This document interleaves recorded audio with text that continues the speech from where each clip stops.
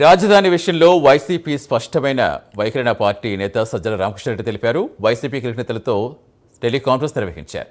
చంద్రబాబుకు రాజధాని పూర్తి చేయాలని ఉద్దేశమే లేదన్నారు. ఆ పేరుతో శాశ్వతంగా ఎలా దోచుకోవాలన్నదే ఆయన ప్లాన్ అని మండిపడ్డారు.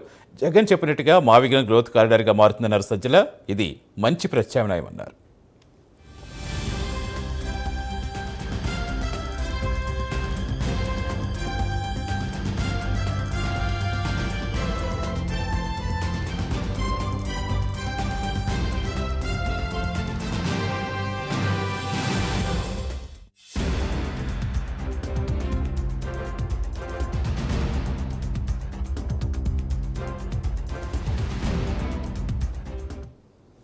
రాజధాని విషయంలో వైసీపీది స్పష్టమైన వైఖరిని ఆ పార్టీ నేత సజ్జల రామకృష్ణారెడ్డి తెలిపారు.